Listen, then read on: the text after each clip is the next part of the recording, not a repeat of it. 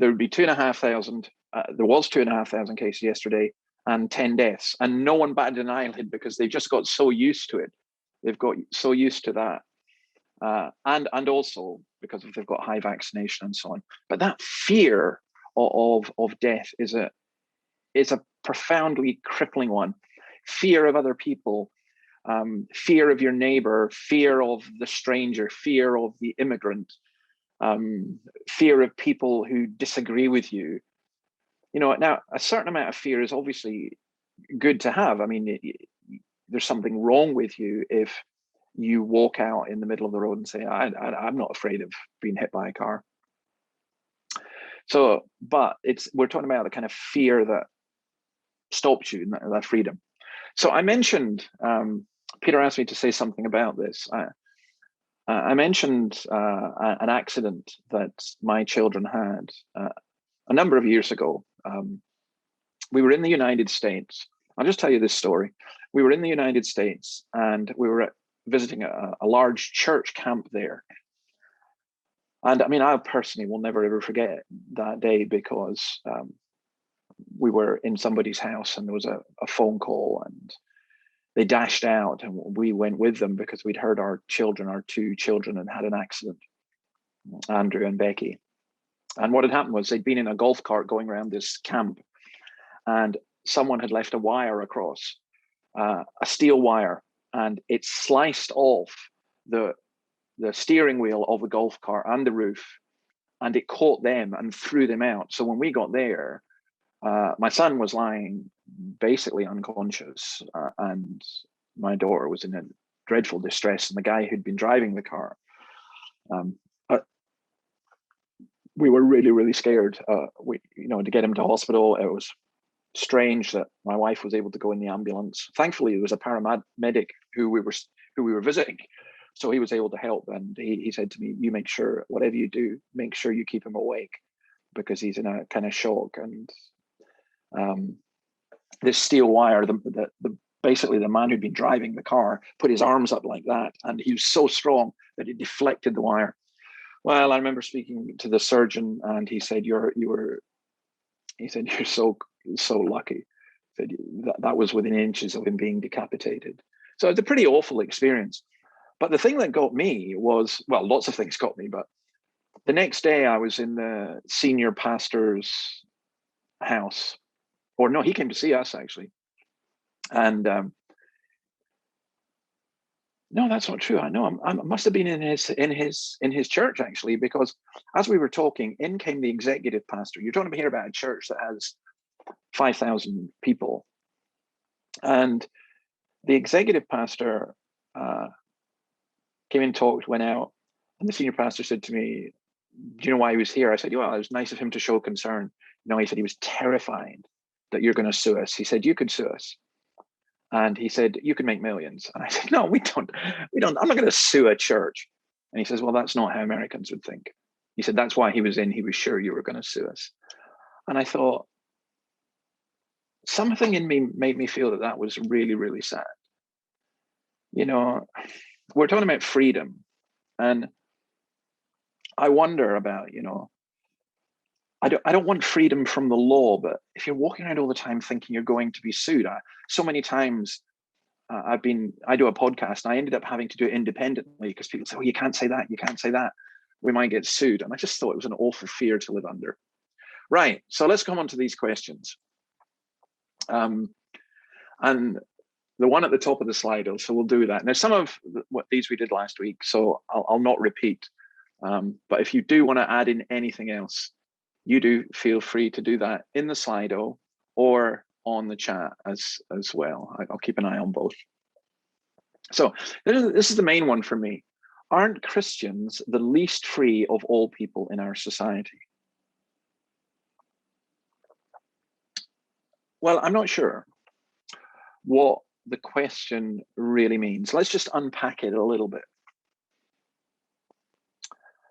The implication is, so if I go to my younger teenage self, I would look at Christians and say, you're bound by religion, you're bound by a code of morality, you're bound by the society around you, and you just need to be free to do whatever you want.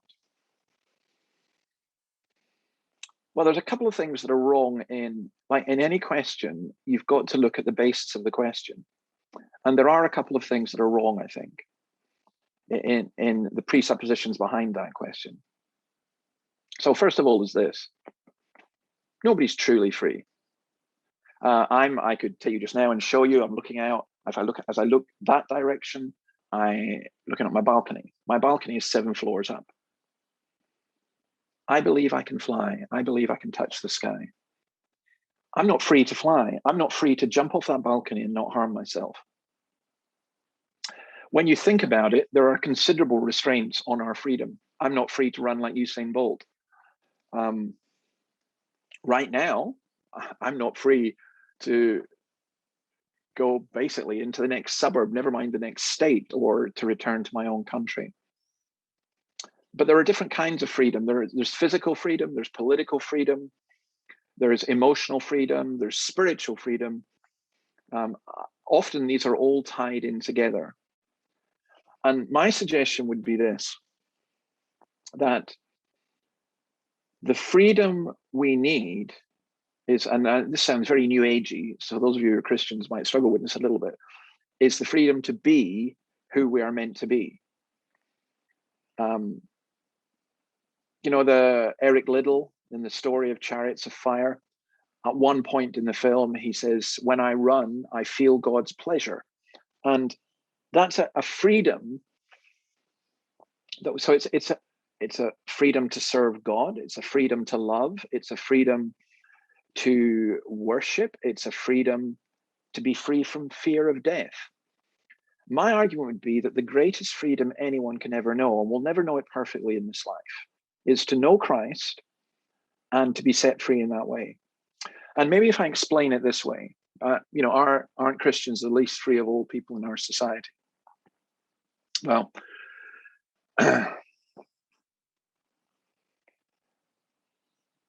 I feel, I feel certain constraints, that's true. Out filming yesterday, and I did wonder, would the police come? I do this thing at 11 o'clock that goes out on YouTube at 11 o'clock, just a 5-minute meditation prayer this week we've been doing. And I just thought, this is really strange. I am looking around to see if there are any police in this park. That's a strange, strange feeling. That's a freedom that I feel has been taken away. Now, some people will say you take away some freedoms in order to preserve others. You take away the freedom to roam, for example, in order to prevent people getting COVID. Now, there's a balance in there, and those of you who are lawyers, you're often looking at these balance of freedoms. But I wonder, you know, I feel within myself a certain freedom that Christ has given. Let me put it this way. I think, and this is quite controversial, maybe, I think that those who are not Christians are the most bound of all people, and that the freedom that you have is an illusion, that it can be taken away like that.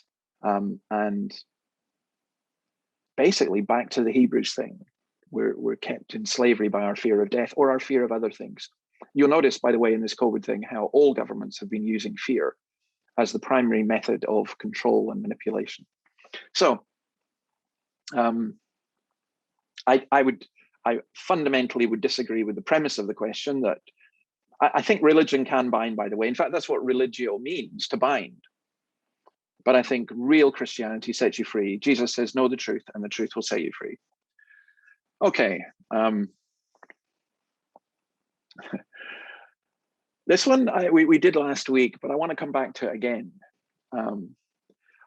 Any thoughts on the census and endorsement of Satanism by the Rational Australia Society? This is Kevin, and Kevin's got another question as well, which I'll come up with too. The endorsement of Satanism is a joke. I'm not too bothered about that. Any rationalist society that endorses Satanism is not very rational. I'm a big fan of being rational. I'm a huge fan of being rational, particularly in today's age, which is becoming increasingly irrational and dumbed down. I do think the rationalist society trying to get people to say, look, we've got no religion, was a little bit irrational. Why were they so scared? Why were they so worried?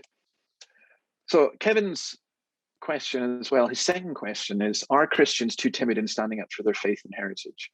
Witness the new religious curriculum proposed virtually unopposed for South Australia, with no mention of Christianity, but it's more like humanism with lots of activism, climate, Indigenous affairs thrown in. Strangely, the 5 pillars of Islam are there. Okay.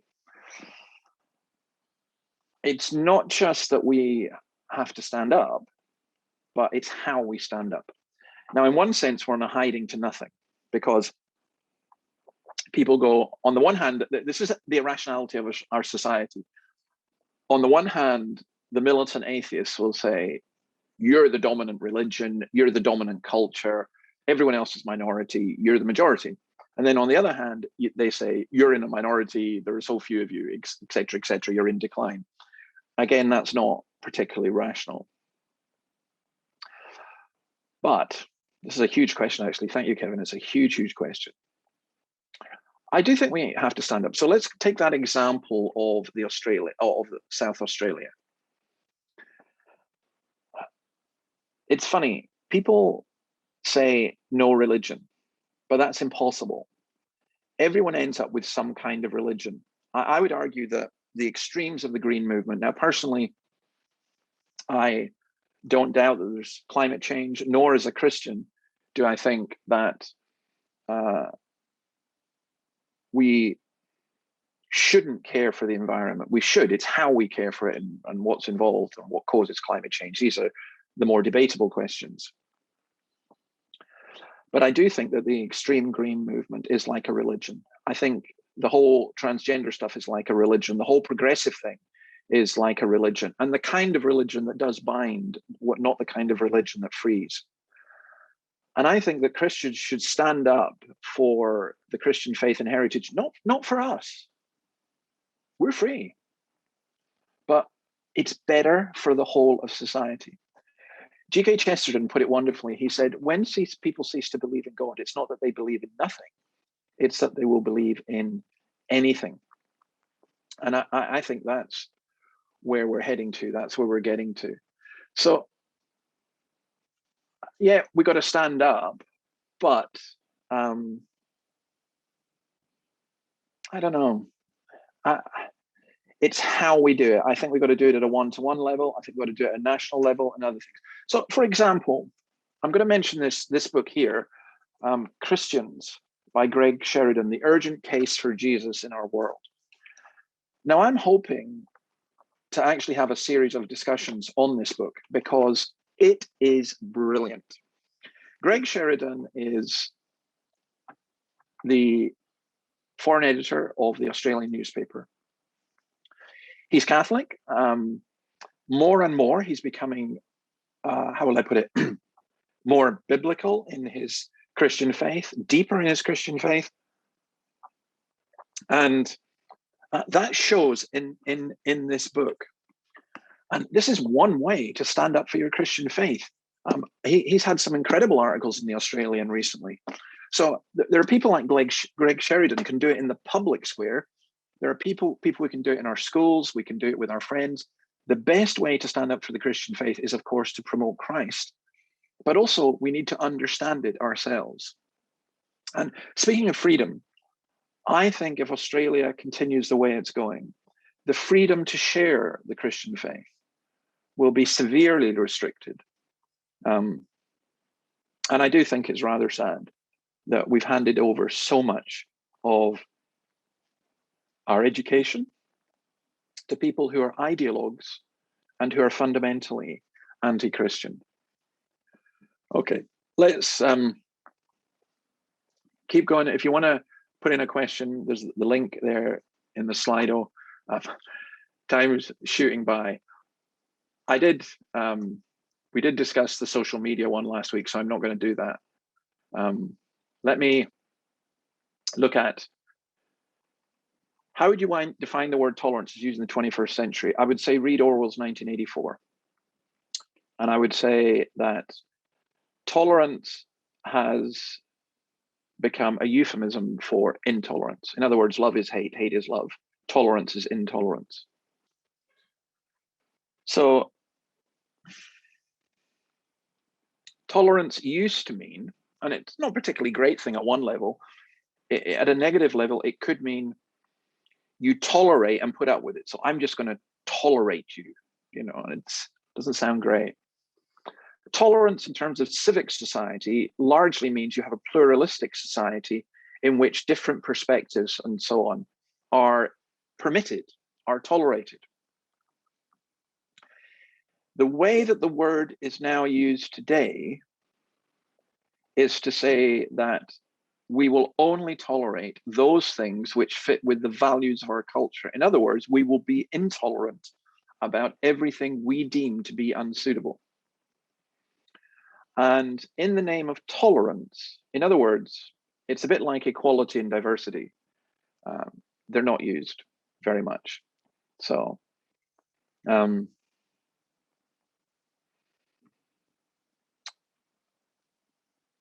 when you said that you feel that some things that are occurring in society are oppressive in different ways, what are some of those things?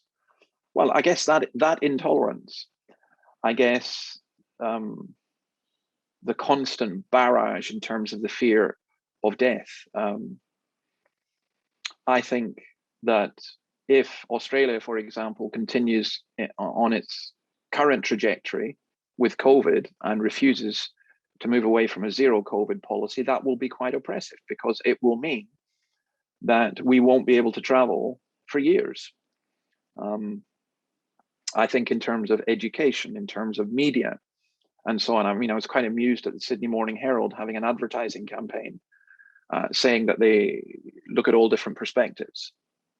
Well, that's just demonstrably not true.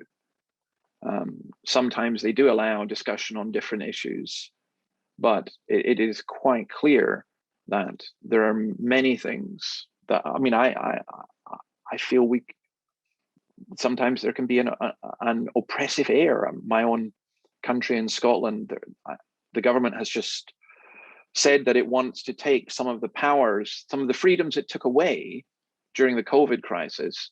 It wants to retain the power to remove those freedoms. And that has upset a lot of people. I think that is a major move towards a political oppression. I think there is a spiritual oppression, by the way, as well. I think there can be a joylessness and a sorrow, and a fear. So I think there's a lot of stuff that's oppressive in society. How much of the COVID safetyism is the fear of death of the agnostic, atheistic people?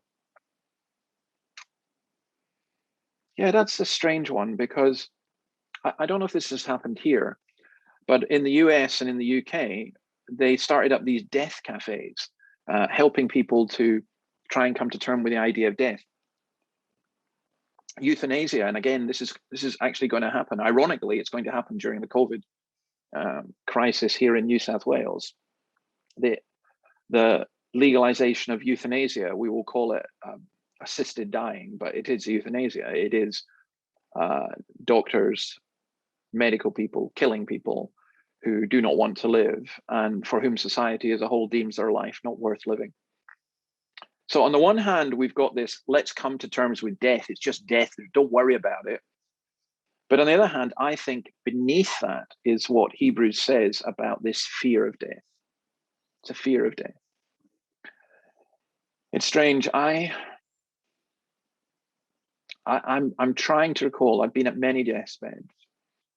I'm trying to recall if I've ever been at the deathbed of a non-Christian who was not afraid and didn't show that fear in some way or others. I may have been, but I honestly can't remember it. The vast majority of deathbeds I were at, people were. And why were they afraid? If you're going to nothing, it's nothing. It's like going to sleep, isn't it? It's nothing. But I think because we know Ecclesiastes 3 says God has made everything beautiful in its time. He has also set eternity in the hearts of men. Yet they are not able to understand it. They're not able to understand it. It's a great burden. So we have eternity within us. We know there's something more. And we desperately want to avoid death. But we can't. Again, I've heard our politicians say we cannot accept thousands of deaths in Australia or even hundreds of deaths in Australia. I want to say to them, hang on a minute. Every year, around 170,000 people die in Australia. You can't stop that. It's impossible. You're not going to give us eternal life. So I think we all have to face up to death. And it's interesting, the health service in the UK, and I believe the health service here, measures the cost of medical treatment by what they call quality years of life. So let's say, for example, you could be kept alive for 10 years, but you were to be confined to your home, confined to your bed, confined to your room or whatever. Or you could have 3 years where you had freedom. What would you take? Well, I would take the 3 years. Just being kept alive for the sake of being kept alive doesn't make a whole lot of sense. When my mother-in-law died, she had cancer and they wanted to give her chemotherapy, and was there any chance of it working? And no, we were told there's no chance. How many extra months would it give her? Maybe 3, maybe 4. She said, no, I'd rather go to my home and I'd rather live in peace and let me go to be with Christ. And that's what happened. So I think the COVID safety is driven. How much of the COVID safety is the fear of death? I think that's quite a lot. I think there is also genuine concern for people. You've got to, I look at Gladys and Dr. Chand, and I feel so sorry for them in some ways, because I do believe there's genuine compassion there and genuine concern. But I think also an awful lot of it is driven by politics. So the premiers in Australia seem to me to be having some kind of, I'm trying to think the term I would use that's not offensive. I don't know, some kind of macho contest, our restrictions are tighter than yours, and we've had less cases than you. And I guess it all depends how you measure things. So I think there's politics. I think there is fear of death. I think there is compassion. I think there is confusion. The one thing that does appear to me to be missing is humility. The constant refrain of "we can deal with this, we can beat this." No, yeah, that is a good question. I wanted to do this one before we finish. We've got 5 minutes, so if you've got another one you want to put it in, feel free. Jesus did wander, and as I recall, went to mountains and hills alone to pray. Yeah, he did. So when I go out today, I'll go out for a walk, and I'm going to take my camera with me, and I'm going to film. And I suppose if the police come up to me and say, "What are you doing?" I'm saying, well, I'm a follower of Jesus. I'm doing what Jesus did. I'm just going out and wandering and walking around. Sometimes, and I think this is tied in with freedom as well, sometimes we just don't have a sense of perspective, and we need to get a sense of perspective. We need, if you like, to zoom out and get the bigger picture. And for me, if I was, literally confined to this apartment, I would go crazy. I mean, it's crazy enough as it is. But for me, just getting away sometimes, just being able to walk, just being, well, in Scotland, up in the mountains, or walking by the sea, and the same here, bush walks or beach walks or whatever. And sometimes it's good to be with people, and sometimes it's good to be on your own. So I would recommend that. Maybe one other. Again, I referred to this before, but let me just do this one again. Is it possible to follow bad news without being worried by it? Take Afghanistan. Let me take that as the example. And let me just be honest with you and tell you the emotions I feel about that. First of all, anger. I know people who fought in Afghanistan. I know people who died there. And the anger that it ends like this, that's one thing. The anger at possibly one of the most callous speeches I've ever heard, and that was Joe Biden's. the anger for the women. And I know Christian pastors in Afghanistan. I know people who work there as aid workers, and of course they're afraid. So yeah, so there's anger, there's worry, there's concern, there's compassion, there's horror. I think there's a certain amount of fear. There's no question that thousands of jihadis will be released from prison or have already been released from prison. There's no question that it will now be a safe state for terrorists. And yet, how I deal with that in terms of the worry is just simply this. And with this, I will finish. I'd say, I just take all these burdens and cares and leave them in the hands of the Lord. Doesn't mean you don't care, but it does mean you say, hey, I can't control Afghanistan. I don't have the solution for Afghanistan. The Russians couldn't do it. The Brits couldn't do it. The Americans, Australians couldn't do it. The Chinese will probably have a go now, and they won't be able to either. But I know that all these things are in God's hands, and that's actually a tremendously freeing thing.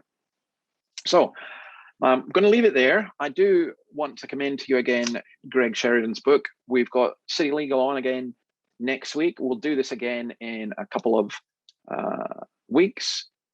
Do let me know if you'd prefer to do it in a kind of, people would rather talk and discuss. I mean, I find it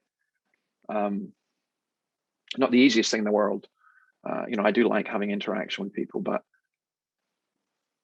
do feel free to contact me if you want. Feel free to give any feedback. We always love feedback.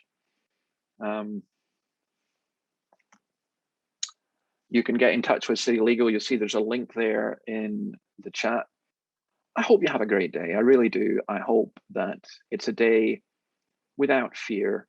I hope that it's a day in which you can know something of joy. If you are a believer, I hope you will know the joy of the Lord. If you're not yet a believer, I hope you become one. Seriously, that it's the greatest freedom in the world. Know the truth, and the truth will make you free. So see you at City Legal next week. And oh, by the way, if any of you were involved in this, some very nice City Legal people.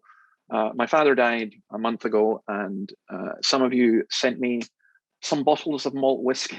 So it's really, really, really appreciated. And my thanks to any of you who were involved in that. And who knows, maybe one day when people are allowed to visit one another, when we have that freedom, you'll have the freedom to come and take a little bit of the Uschenbeck, the water of life. God bless you, and see you next week. Bye.